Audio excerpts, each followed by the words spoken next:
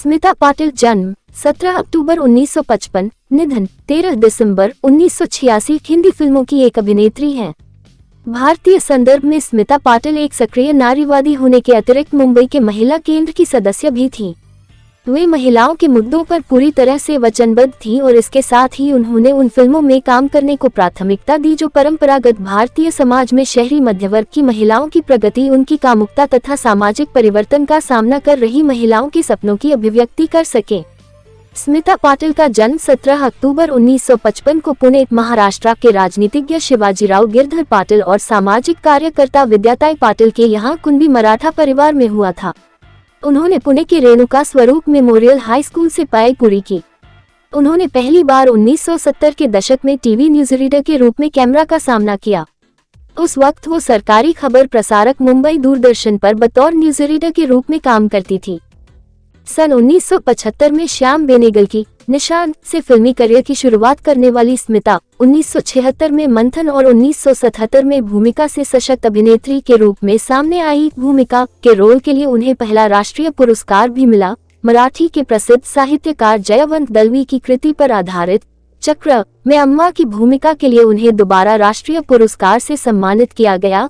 बाजार में स्मिता ने एक मुस्लिम लड़की का किरदार निभाया जो अपनी आंखों के सामने ही औरत के सौदा होने की गवाह बनी। वहीं जब्बार पटेल की सुबह में उन्होंने एक ऐसे अधिकारी की पत्नी का रोल अदा किया था जो पत्नी की गैर मौजूदगी में एक दूसरी औरत से रिश्ता कायम कर लेता है। मंथन में उन्होंने दलित महिला का रोल अदा करके एक मिसाल कायम की थी। सागर सरहदी की तेरे शहर में उनका रोल उनकी इमेज से बिल्कुल विपरीत था। रविंद्र पीपट की वारिस में निसंतान विधवा होने का रोल उन्होंने बखूबी अदा किया था। वहीं भूमिका में औरत के जटिल मनोविज्ञान को बड़े पर्दे पर साकार किया। वर्षों पहले स्मिता की मृत्यु से फिल्मी दुनिया में जो खालीपन आया था वह कभी नहीं भरा जा सकता। आज हम उसे विद्या बालन में भले ही खोजने की कोशिश करें, हो सकता यह खोज कुछ हद तक इस नायिका में पूरी होती हुई भी दिखी, लेकिन आम नायिकाओं से पूरी तरह अलग विचारों वाली स्मिता को श्याम बेनेगल ने एंटी हीरोइन की संज्ञा दी थी। उनकी गैर मौजूदगी हिंदी सिनेमा के साथ साथ विश्व सिनेमा को भी खलती रही है। पुणे में जन्मी स्मिता के पिता शिवाजीराव पाटिल महाराष्ट्र सरकार में मंत्री और माता एक सामाजिक कार्यकर्ता थीं।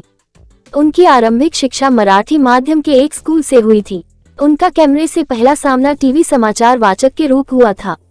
हमेशा से थोड़ी विद्रोही रही स्मिता की बड़ी आंखों और सांवले सौंदर्य ने पहली नजर में ही सभी का ध्यान अपनी ओर खींच लिया। कालांतर में स्मिता पाटिल के प्रेम संबंध राज बब्बर से हो गए, जिनकी परिणति अंततः विवाह में हुई।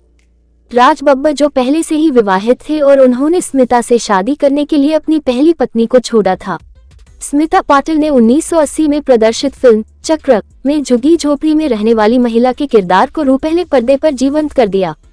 इसके साथ ही फिल्म चक्र के लिए वो दूसरी बार राष्ट्रीय फिल्म पुरस्कार से सम्मानित की गईं। 80 के दशक में स्मिता पाटिल ने व्यावसायिक सिनेमा की ओर भी अपना रुख कर लिया। इस दौरान उन्हें सुपरस्टार अमिताभ बच्चन के साथ नमक हलाल और शक्ति 1982 फिल्म शक्ति जैसी फिल्मों में काम करने का अवसर मिला, जिसकी सफलता ने स्मिता पाटिल को व्यावसायिक सिनेमा में भी स्थापित कर दिया। 80 के दशक में स्मिता पाटिल ने व्यावसायिक सिनेमा के साथ साथ समानांतर सिनेमा में भी अपना सामंजस्य बनाए रखा। इस दौरान उनकी सुबह 1981 बाजार, भींगी पलके, अर्थ 1982, अर्ध सत्य और मंडी 1983 जैसी कलात्मक फिल्में और दर्द का रिश्ता 1982, कसम पैदा करने वाले की 1984, आखिर क्यों, गुलामी, अमृत 1985, नजराना और डांस 1987 जैसी व्यावसायिक फिल्में प्रदर्शित हुई, जिसमें स्मिता पाटिल के अभिनय के विविध रूप दर्शकों को देखने को मिले। 1985 में स्मिता पाटिल की फिल्म मिर्च मसाला प्रदर्शित हुई। सौराष्ट्र की आजादी के पूर्व की पृष्ठभूमि पर बनी इस फिल्म ने निर्देशक केतन मेहता को अंतर्राष्ट्रीय ख्याति दिलाई। यह फिल्म सामंतवादी व्यवस्था के बीच पिसती औरत की संघर्ष की कहानी बयां करती है। यह फिल्म आज भी स्मिता पाटिल के सशक्त अभिनय के लिए याद की जाती है।